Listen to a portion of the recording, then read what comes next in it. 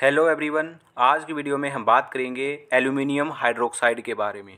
छोटा सा टॉपिक है तो चलिए समझते हैं। सबसे पहले बात करते हैं यूज की। इसका इस्तेमाल कहाँ किया जाता है?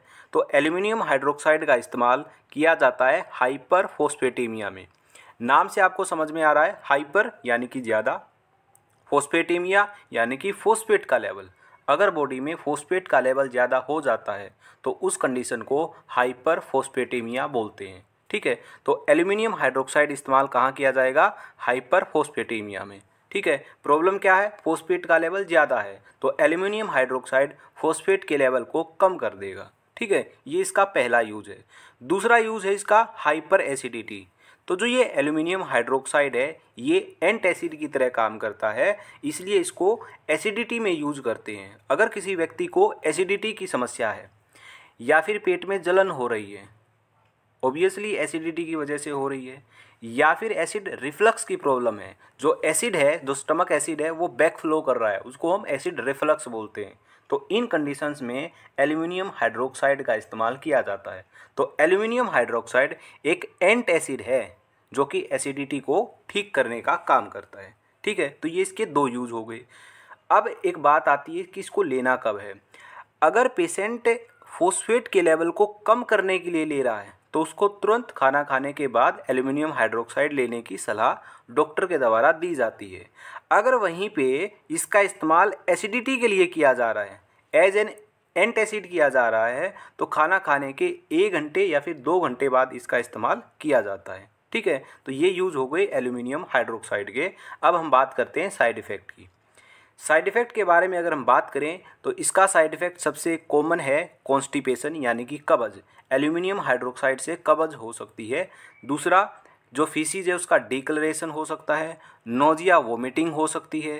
स्टमक क्रैम्प यानी कि पेट में ऐंठन हो सकती है। और हाइपोफोस्फेटेमिया हो सकता है। अगर कोई व्यक्ति ज़्यादा एल्यूमिनियम हाइड्रोक्साइड कंज्यूम कर लेगा तो जो फोस्फेट का लेवल है वो कम हो जाएगा, बिल्कुल कम हो सकता है। उस कंडीशन को बोलते हैं हाइपोफोस्फेटेमिया, क्योंकि इसका इस्तेमाल कहाँ किया जाता है? हाइपर फोस्फेटेमिया में। अगर ज़्यादा ले लेगा तो ज़्यादा ही फोस्फेट का लेवल कम हो जाएगा, उस कंडीशन को हाइपोफोस्फेटेमिया बोलते हैं।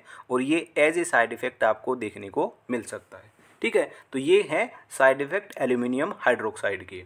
अब देखिए, एल्यूमिनियम हाइड्रोक्साइड आपने ज़रूर पढ़ा होगा कहीं ना कहीं।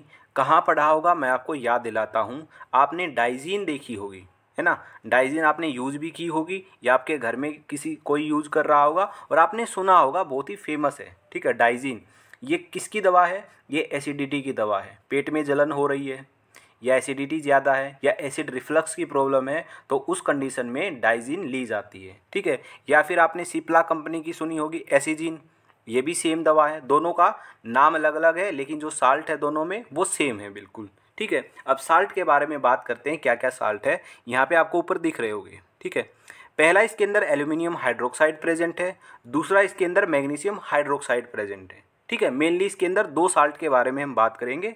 पहला एल्यूमिनियम हाइड्रोक्साइड, दूसरा magnesium hydroxide. Okay, aluminium hydroxide के बारे में मैंने आपको बताया कि ये एक एंटासिड की तरह काम करता है, एसिडिटी को कम करता है। तो आपको यहाँ पर ऑब्वियस सी बात है, जितने भी ये एंटासिड दवा आती है इनमें आपको एल्यूमिनियम हाइड्रोक्साइड देखने को मिलेगा।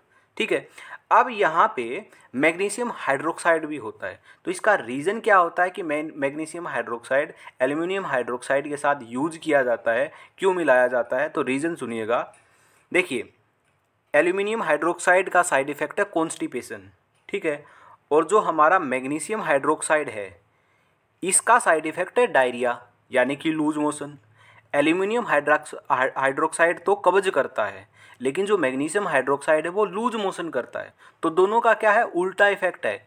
एक कॉन्स्टिपेशन कर रहा है, एक डायरिया कर रहा है। इसलिए जब एंटासिड बनाया जाता है तो एल्यूमिनियम हाइड्रोक्साइड और मैग्नीशियम हाइड्रोक्साइड दोनों को मिला दिया जाता है। जब दोनों को मिलाया जाता है तो एक तो कॉन्स्टिपेशन करने की कोशिश करेगा, एक डायरिया करने की कोशिश करेगा। कुल मिला के जो ओवरऑल इफेक्ट आएगा वो कुछ भी नहीं आएगा, क्योंकि जो इफेक्ट है वो न्यूट्रलाइज हो जाएगा। ठीक है। तो एल्यूमिनियम हाइड्रोक्साइड का जो साइड इफेक्ट कॉन्स्टिपेशन और मैग्नीशियम हाइड्रोक्साइड का साइड इफेक्ट है डायरिया, दोनों को आपस में मिलाया जाता है तो जो साइड इफेक्ट है वो नलिफाई हो जाता है, कोई भी साइड इफेक्ट इसमें देखने को नहीं मिलता है। इसलिए ऑलवेज आप देखोगे कोई भी एंटासिड सस्पेंशन आप उठा लो, किसी भी कंपनी का उठा लो, वहाँ पे जहाँ पर भी एल्यूमिनियम हाइड्रोक्साइड होगा तो वहाँ पे साथ में आपको मैग्नीशियम हाइड्रोक्साइड ज़रूर देखने को मिलेगा। और इसका क्या रीज़न है अभी मैंने आपको बता दिया, ठीक है। दोनों का जो इफेक्ट है, साइड इफेक्ट है, वो नलिफाई हो जाता है। तो इस तरीके से आपको ये देखने को मिलेगा, ठीक है। तो आप डाइजीन भी यूज़ करते हो और एसीजीन का भी आपने इस्तेमाल किया होगा, ध्यान से आप इनके इंग्रेडिएंट को पढ़ना, आपको सारी बातें क्लियर हो जाएंगी। ओके, तो ये थी आज की हमारी वीडियो, छोटा सा टॉपिक था जिसके अंदर हमने बात की एल्यूमिनियम हाइड्रोक्साइड के बारे में। आज की वीडियो में इतना ही, मिलते हैं नेक्स्ट वीडियो के अंदर।